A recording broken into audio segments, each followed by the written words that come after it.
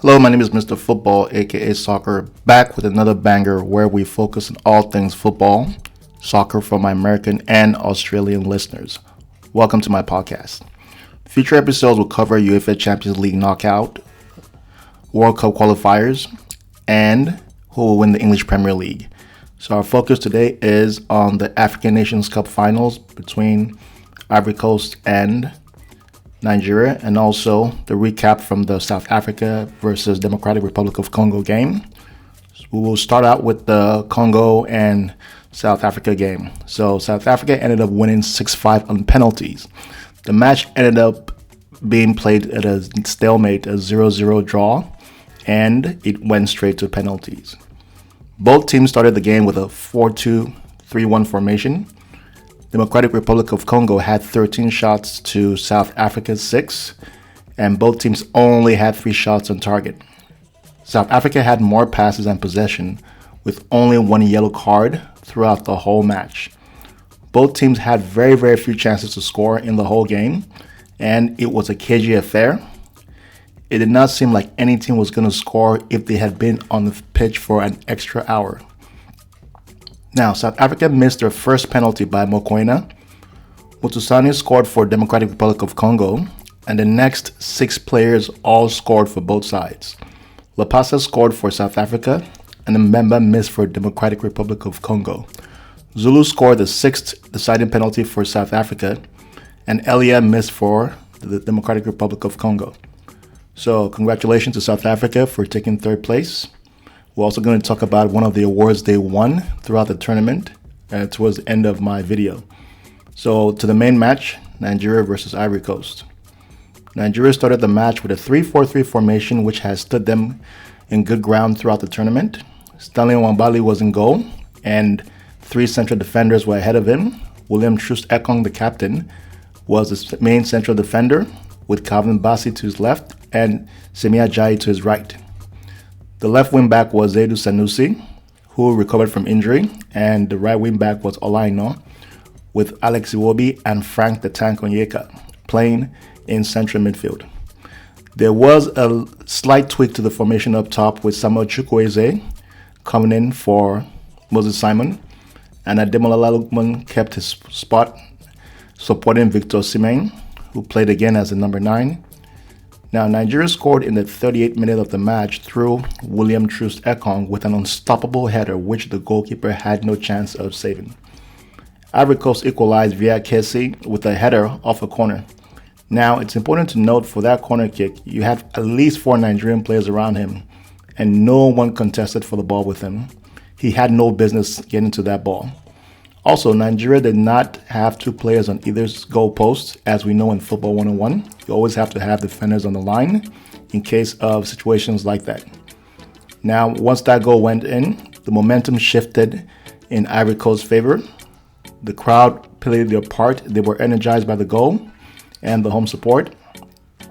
Alain scored, who was the poster boy of Ivory Coast football, scored the winner in the 81st minute when he went for a cross and stuck his foot out ahead of Troost Ekong to put the ball past Nwabali, who was not at fault for either goal by Ivory Coast. Now, a lot of the players for Nigeria did not play at the highest level. Ola Aina did not have one of his best games, he would admit that himself. Now, he was not alone, along with others, Alex Iwobi, Calvin Bassey, Ademola Lukman, and Victor Osimhen. The only players who acquitted themselves with little blemish were the goalkeeper, Stanley Nwabali, and the captain, William Troost Ekong, who also received an award, which I'll talk about towards the end of the video. So many questions to be asked of Nigeria's coach, Pizarro. Why did he wait till the second half to make the changes? Why was Chukwueze started ahead of Moses Simon? Why did he not substitute Osimhen earlier on when he clearly was not as effective as he could possibly be? And also, why did he not start with the same team who beat South Africa in the semifinals? Players like Murphy and Iheanacho, who had no tournament play prior to the semifinals, should have featured more prominently in the finals, respectfully, to reward their performance in the heroic penalty shootout victory. Also, Kenneth Omero should have been brought in to shore up the defense after Nigeria took the lead and take out their left back, Zaidu Sanusi. Now, the coach, who has been defense-oriented throughout this tournament, could not sit back and have his players defend for a whole 90 minutes. It's not practical. What do they say? Best form of defense is offense. So you have to have a balanced team, and you also have to put the other team under pressure. You can't just rely on the counterattack throughout the match. And as you can see, there was only so much Nigeria could absorb, and they conceded possession to Ivory Coast, who had more shot attempts and chances on goal. Now, notwithstanding, Super Eagles should be very, very proud of their accomplishments. If we're candid, based on preparation prior to the tournament, a semi-final appearance would have been a fair result. So to come this close to winning the trophy is painful, but the reality is Ivory Coast were the better team on the night and deserved the trophy. You learn a lot about yourself in defeat, not just victories. Only 3 players did not feature for Nigeria throughout the tournament. They were Ahmed Musa, the third choice goalie, Olorunloke Ojo, and Bruno Yemachi, who was a defender. Semi Ajayi spent the longest time on the field with 660 minutes, followed by Olaina on 651 minutes.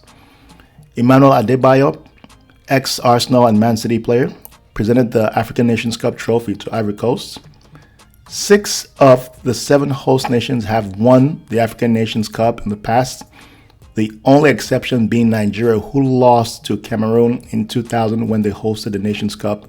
Many Nigerians want to forget that match. It was 2-2 draw, and they lost in penalties. Now, the highest goal scorer for the tournament, Emilio Nsue, who no one could overtake for Equatorial Guinea with 5 goals, and he played as a makeshift striker. That is not his natural position. So if I'm a coach, hey, you can keep on being makeshift all you want if you can get me 5 goals in a tournament. Now, 3 players were on 3 assists each, and South Africa's Ron Williams wins the Golden Glove to the best goalkeeper ahead of Stanley Nwabali of Nigeria. I would have given it to Stanley Nwabali personally, but hey, CAF makes their own decisions. Now, Williams kept 5 clean sheets, and he was also instrumental in the penalty shootout in their quarterfinal game and also in the third place match. William Troost Ekong, small consolation for not winning the trophy, wins Best Player of the Tournament award. He was a player close to retiring for Nigeria, and he has not played for the Super Eagles in almost a year. So very inspirational and heartwarming to see. Ivory Coast won the Fair Play Team Award. Their coach, Emers Faye, won the Best Coach Award. Here's a guy with 0 experience at the international level coming in after the firing of their coach after the group stages, and he inspires them. And I love about him is he does not look at the face of any player. He dropped so many prominent players. Even in the finals, he substituted their captain, Serge Aurier, who had been on a yellow card. So that was good man management right there. And Ivory Coast were awarded $7 million for winning the Nations Cup. Nigeria got $4 million for making it to the finals. Democratic Republic of Congo and South Africa each get $2.5 million. Fun fact, Egypt have won the Nations Cup 7 times, followed by Cameroon on 5, Ghana on 4, and Nigeria has 3 trophies along with 5 losses in the finals and 8 third place finishes. So they have medaled an astonishing 16 tournaments. That's an amazing record. Now, this will be my last coverage of the African Nations Cup. Analysis of Nigeria's matches will continue in obviously future videos. And this was an exciting tournament. We can all agree. Scintillating matches, keeping you on the edge of your seats, mouth-watering encounters, and an exciting tournament. Good refereeing all along, and excellent organization. So well done. This is a showcase for Africa. They have done us proud. And we move on to the next edition, 2025 in Morocco. Thank you for listening. Again, I'm Mr. Football, aka Soccer. Like, comment, and subscribe on all social media platforms. Mr. Football, make it a good day.